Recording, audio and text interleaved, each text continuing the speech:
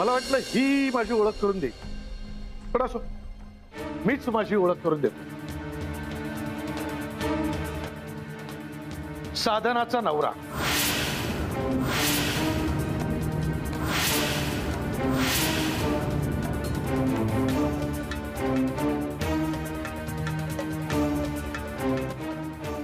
हो, तुम्ही जे कोणी आहात प्लीज निघा आता, खूप झालं, निघा. बायकोला घेऊन जा.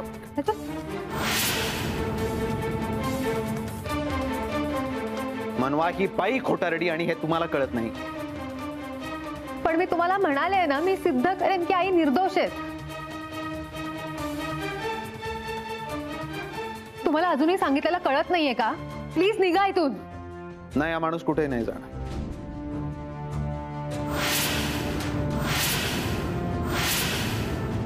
काय तुमचं वाटतंय ना मनवा, या बाईने घरात राहायचं. मग आता मी सुद्धा तुम्हाला सांगतोय, हा माणूस सुद्धा इथेच राहील. कारण हा माणूस जर खरी राहिला ना, आपोआप प्रूव्ह होईल की बाई खोटारडी आहे. 8 दिवस आहेत तुमच्याकडे. 8 दिवसात प्रूव्ह करायचं की बाई निर्दोष नाही, तर मी स्वतः घराच्या बाहेर काढेन हिला.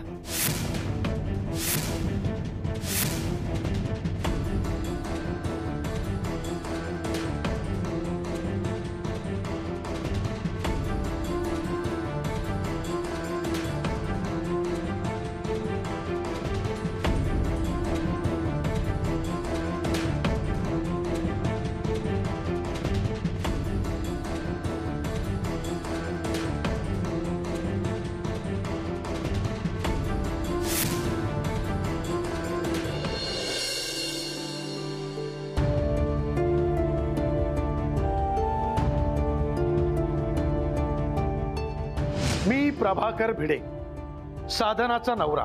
खरं काय ते सगळ्यांना कळलं तरी या बाईला घराच्या बाहेर जायला सांगा आत्ताच्या आत्ता.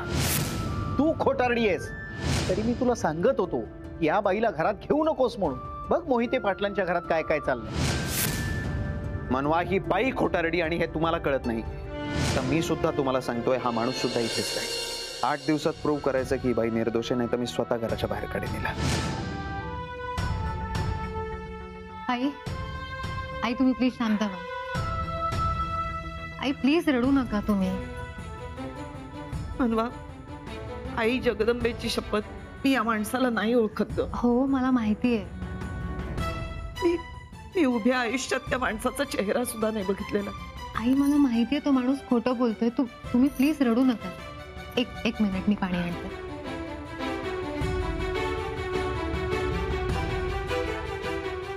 हे घ्या, आधी पाणी प्या. शांत व्हा, शांत. आई माझा विश्वास आहे तुमच्यावर. पण हा माणूस कोण आहे आणि इथे कसा आला?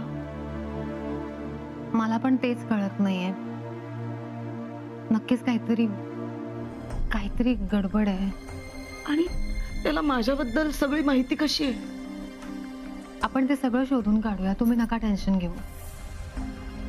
मनवा, तू फक्त राजला सांग की त्याला इथे राहायला नका देऊ. हो, मी त्यांना सांगते. राजला म्हणावं मी फक्त त्याच्या बाबांशी लग्न केलंय, दुसऱ्या कुणाचा विचार सुद्धा नाही कधी केला ग. नाही, तुम्ही एक्सप्लेनेशन द्यायची काहीच गरज नाही आहे. मला माहिती आहे तुमची काहीच चूक नाही आहे. तरी मी तुला सांगत होते सकाळी, हातातून कलश पडला म्हणजे नक्की काहीतरी चुकीचं होणार. काय बोलताय तुम्ही? त्याचा आणि याचा काय संबंध आहे? उलट तुम्ही असा विचार करा की जे होतं ते चांगल्यासाठीच होतं. कदाचित यातून सुद्धा काहीतरी चांगलं होणार असेल. आणि राहिला प्रश्न त्या माणसाचा, तो माणूस कोण आहे, इथे कशासाठी आलाय, आणि त्याही पेक्षा महत्वाचं म्हणजे या सगळ्या मागे कोण आहे ते मी शोधून काढेन. तुम्ही नका टेन्शन घेऊ, मी आहे.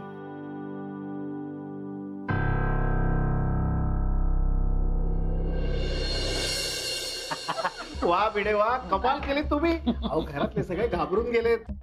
हो ना, बघा ना, घर कसं एकदम शांत शांत वाटतंय. होणारच ना.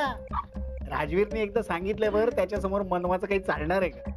आता कसं आहे, ती मनवा मध्ये मध्ये तोंड घालत होती, पण पाहिलं ना तुम्ही? नाही पाहिलं ना कसं गार करून टाकलं तिला. प्रश्नच नाही. तिचं तोंड बघण्यासारखं झालं होतं. हो. त्या मनवाचं आणि त्या साधनाचं सुद्धा. विडे, कमाल केली ना तुम्ही. म्हणजे वाटलं नव्हतं तुम्ही एवढी तयारी करून याल. आपलं असंच आहे. हा, काय जिथे जेवढे जास्त पैसे ना तिथे आपण काम भारी करतो. बरं बाकीच्या पैशांचं काय? भिडे तुम्ही आत्ताच आलायत, कमाल करता. आपण पाहू की नंतर. आता कसं आहे, नंतर पाहू बोलणारे खूप भेटले तो मला आयुष्यात.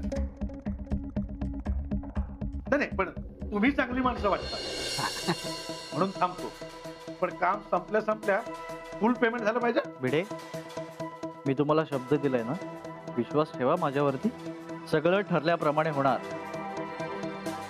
हा, फक्त आज जे तुम्ही केलत ना तसंच कंटिन्यू करा पुढे. कसं आहे, मी काय साधा सुद्धा माणूस वाटलो की काय तुम्हाला?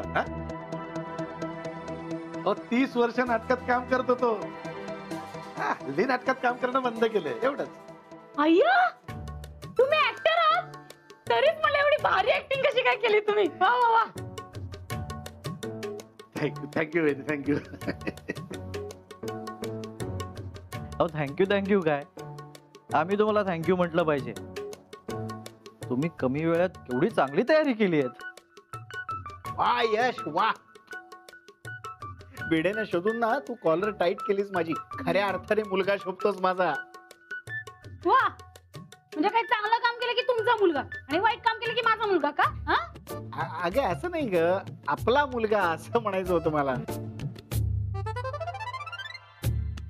तुम्हाला सांगतो भिडे, ही माझी बायको रंजू म्हणजे ना. असू दे. बरं कामाचं बोला. मला काय वाटतं, आज जे झालं म्हणजे ते जरा ताणलं गेलं असतं ना तर ती बाई आजच घराबाहेर गेली असती. हो ना, मला तर वाटलं होतं राजवीर आजच बाहेर काढतो की काय तिला. नेहमीप्रमाणे ती मनवामध्ये आली ना. बघ, जे झालं ते चांगलंच झालं. कसं काय? असं काय करतेस? अगं आता राजवीरच्या नजरेतनं मनवाला उतरवायला आपल्याला अजून एक चान्स मिळाला. म्हणजे नक्की काय करायचं? यश, काही झालं तरी मनवाला साधनाला निर्दोष ठरवता येणार नाहीच आहे. ती सिद्धच करू शकणार नाही. त्यामुळे राजवीरच्या नजरेत ती आपोआप उतरेल. आणि मला तर खात्री आहे की जर 8 दिवसात ती काहीच सिद्ध करू शकली नाही तर कदाचित मनवावर सुद्धा हे घर सोडून जाण्याची वेळ येईल. अय्या, असं झालं तर काय मज्जा येईल ना. काढा त्या मनवाला लवकर घराबाहेर काढा. मी सगळ्या सोसायटी मध्ये पेढे वाटेल, पेढे. काय मज्जा येईल ना. वहिनी, तुम्ही नेहमीच असं मोठ्याने बोलता का? ते आणखी थोडा वेळ थांबलं ना तर कांठळ्या बसतील. अहो मस्करी करते हो काय तुम्ही. बर, मी झोपायचं कुठे? हा मेन मुद्दा आहे. गेस्ट रूम मध्ये साधना काकू आहे, बाकीच्या रूम रिकाम्या नाहीयेत. सो तुम्ही हॉलमध्ये. हॉलमध्ये? मी यश, असं काय करतोस? अरे आपलं इतकं महत्वाचं काम करतायत ते, तू हॉलमध्ये कसं झोपतील ते? मग कुठे झोपणार आहे? तुझ्या रूम मध्ये घेऊन जा ना त्यांना. माझ्या? चालेल. चालेल, म्हणजे तसं काही प्रॉब्लेम नाहीये. पण मी जरा घोरतो. ठीक आहे ना, आपण दोघे मिळून घोरू. चल रूम दाखव. चल. हा माणूस जरा जास्तच कॉमेडी करतो असं नाही वाटत तुम्हाला? अरे बाबा चल ना, असं काय करतो?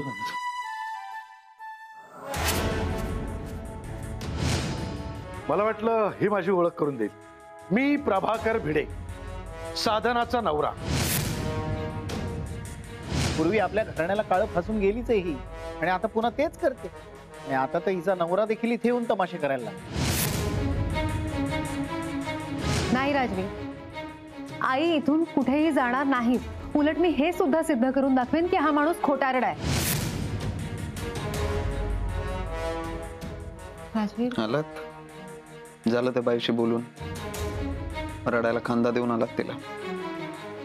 राजवीर, त्या खूप डिस्टर्ब आहे. तेच म्हणालो ना मी, तिकडेच थांबायचं होतं, इकडे कशाला आलात? का असं बोलता तुम्ही? कारण हे जे होतंय ना हे तुमच्यामुळे होत आहे. पहिल्या दिवसापासून मी सांगतोय त्या बाईमुळे कोणाचं चांगलं होऊ शकत नाही. झाला तर प्रॉब्लेमच होईल. तुम्ही रिस्पॉन्सिबल आहात याला. मला सांगा, तुम्ही त्या माणसाला घरात राहण्याची परमिशन का दिली?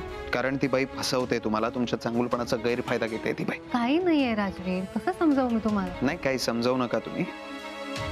फक्त एवढंच लक्षात ठेवा, हे जे होतंय ते तुमच्यामुळे होतंय. राजवीर, एक मिनिट. मी 2 महिने आईंकडे राहिलाय. एकदाही तो माणूस मला तिकडे दिसला नाही. बरं, त्याचा कोणी कधी उल्लेख पण केला नाही. बस. तो माणूस तिचा नवरा आहे आणि हे खरं आहे म्हणवा. कसं खरं आहे? 2 महिन्यात एकदाही का नाही दिसला मग तो मला? बरं, माझं राहू दे. तुम्ही तिकडे आला होता ना, तुम्हाला एकदा तरी दिसला तो? मी त्याच्याकडे त्यांच्या दोघांचे फोटोज मागवत होते, त्याच्याकडे फोटोज होते. फोटो नाही याचा अर्थ त्यांचं लग्न झालं नाही असं होत नाही म्हणवा. ऑफकोर्स असाच अर्थ होतो राजवीर. खोटं बोलतोय तो माणूस. कशावरून तो खोटं बोलतोय? मला माहितीये आई तशा नाहीये. म्हणवा तुम्ही त्या बाईला ओळखत नाही. मी ओळखतो तिला. ती याच्या आधी पण असंच वागली होती, आत्ताही असंच वागली आहे. आणि हे सगळं ती करते ना, ती तुमच्यामुळे करते. कारण तुम्ही पाठीशी घालता तिला प्रत्येक वेळा. अहो, पण त्या माणसात म्हणवा त्या माणसाचा जीव घेतला असता मी. फक्त तुमच्यामुळे मी शांत बसलोय. कारण मला तुम्हाला प्रूव्ह करून द्यायचं की ती बाई खोटं बोलते. तुम्ही मला 8 दिवसांची मुदत दिली आहे ना, मी 8 दिवसात सगळं व्यवस्थित करेन. पण प्लीज माझ्यावर विश्वास ठेवा. प्लीज.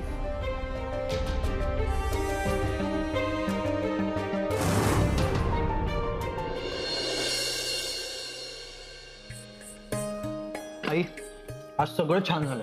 हो ना? मग वाढू का अजून थोडं? अगं ताटातलं संपू दे. बरं, तुम्हाला पोळी देऊ का? मी लागलं तर घेतो. आधी तू बस. अहो पण आरती, बस आधी तू. बसते.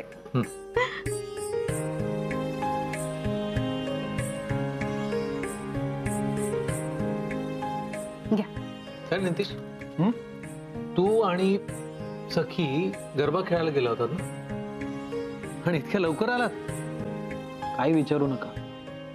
का रे, काय झालं? गर्दी होती का खूप? नाही ग, तिला बरं नव्हतं वाटत. अच्छा, काय झालं तिला? तिला विकनेस होता. अंगात त्राणच नव्हते. शेवटी मी तिला घरी सोडून आलो. चांगलं केलंस. मी काय म्हणतो, उद्या तुम्ही दोघं चला ना आमच्यासोबत गरबा खेळायला. Not a bad idea. तुझी आई येणार असेल ना, तर मी तयार आहे. काहीतरी काय, मी नाही या गरबा वगैरे खेळणार. आई, त्यात काय झालं? तू ताईसोबत खेळायचीस ना. नाही, तेव्हाची गोष्ट वेगळी होती. आता मला नाही जमणार. तेव्हाची गोष्ट वेगळी होती म्हणे. अगं, आता 4-5 वर्षापूर्वीची गोष्ट आहे. नाही रे, तेव्हाची गोष्ट वेगळी. आता नाही जमत मला. ताईने आग्रह केला असता तर लगेच आली असतीस.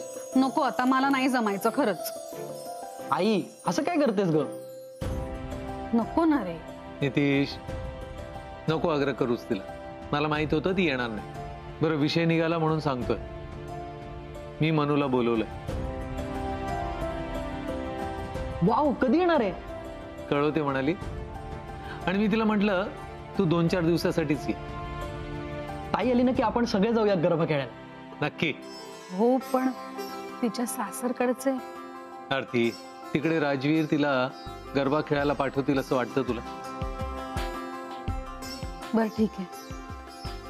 आई, सखी जाणार आहे म्हणाली ताईकडे. हे ठीक आहे, पण तिला सांग जायच्या आधी फोन कर. सांग.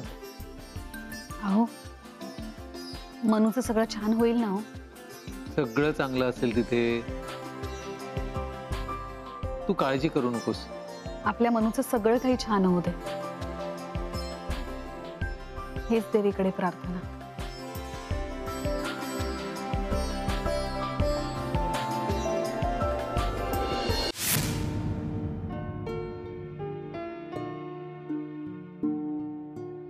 आई,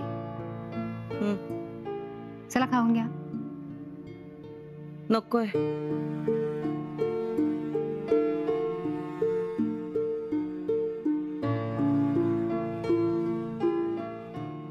का नकोय? भूक नाहीये मला. तुम्ही सकाळपासून काहीच खाल्लं नाहीये, अशी कशी भूक नाही? खरंच नको अगं. 9 दिवस उपास आहेत तुमचे. पहिल्याच दिवशी काही नाही खाल्लं ना तर त्रास होईल तुम्हाला. नको. तुम्ही नाही ऐकणार माझं? ठीक आहे.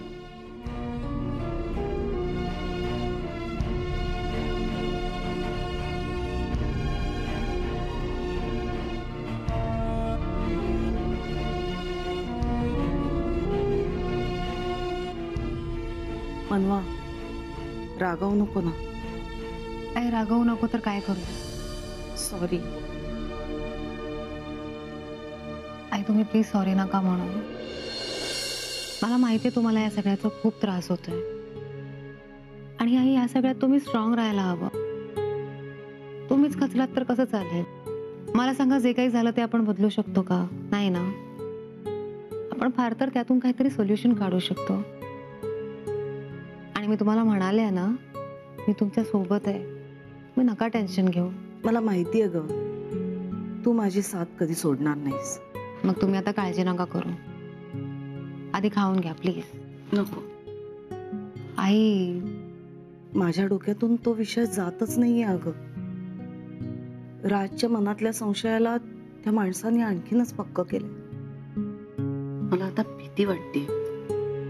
येत्या 8 दिवसात आपण जर तो खोटा आहे हे सिद्ध नाही करू शकलो तर? नाही आई, असं नाही होणार. आणि तुम्हाला म्हणाले ना मी, तो माणूस कोण आहे ते मी शोधून काढेन. तुम्ही प्लीज काळजी नका करू. आता तरी खाऊन घ्या प्लीज.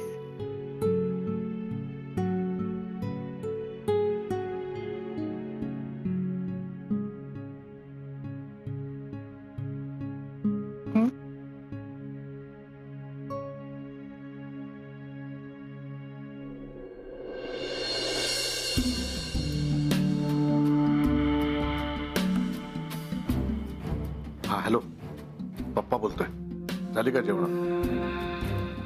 बरं, आई काय करते ते फोन दे तिला. हा अगं दुपारी फोन केला होतास ना? नाही जरा कामात होतो. आणि किती वेळा सांगितलं तुला की तू फोन करू नकोस म्हणून. मी फोन करत जाईन. नाही काम अजून संपलेलं नाही. हा मस्त काम आहे. मॉलदार पार्टी आहे, पैसे पण जास्त मिळत आहेत. नाही काम संपायला अजून एक 8-10 दिवस तरी जातील. अरे हे बरं आहे तुमचं. बाहेर कामासाठी आलो तर म्हणतात घरी या, आणि घरी असलो का म्हणतात रिकामा घरात बसलाय म्हणून. सारखी कटकट कटकट कटकट. चल ठेवतो फोन, नंतर करतो. आणि आई तू फोन करू नकोस. तुझ्या एका फोननं माझ्या कामाची वाट लागेल, कळलं? चल ठेवतो.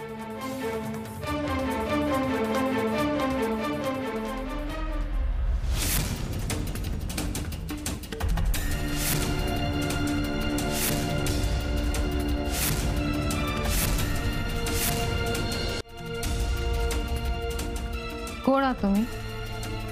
कशासाठी आला तिथं? तुमच्याशी बोलते मी. कोणाच्या सांगण्यावरून आला तिथं?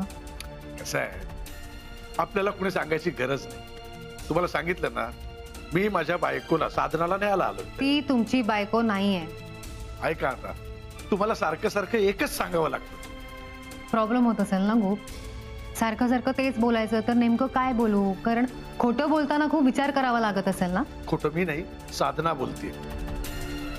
अशी कशी ओळख नाकारते? कारण तुम्ही आज पहिल्यांदाच भेटलात.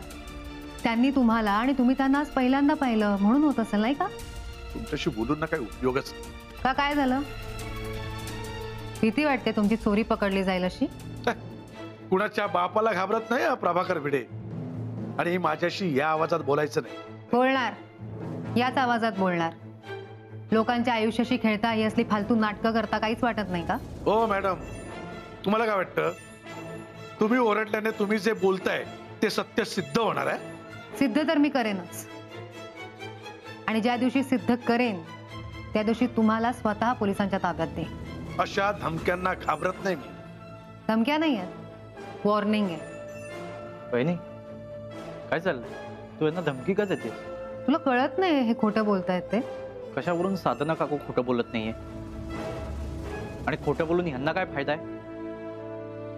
ते यालाच माहित. बहिणी, मला काय वाटतं माहितीये, तू उगाच यांच्यावरती प्रेशर टाकतेस. त्यांनी काही सिद्ध होणार नाहीये. तू वाट काय 10 दिवस जरी घेतलेस ना तरी काहीही सिद्ध होणार नाहीये. हे बघ, म्हणजे मी हे जे काही बोलतोय ते आपल्याच फॅमिलीसाठी बोलतोय ना. तू चुकीचं चॅलेंज घेतलंस. मला खूप वाईट वाटतंय बहिणी. याचे परिणाम तुलाच भोगावे लागणार आहेत. चालेल, मला भोगेन मी परिणाम, पण या माणसाचं सत्य जगासमोर नक्की आणेन.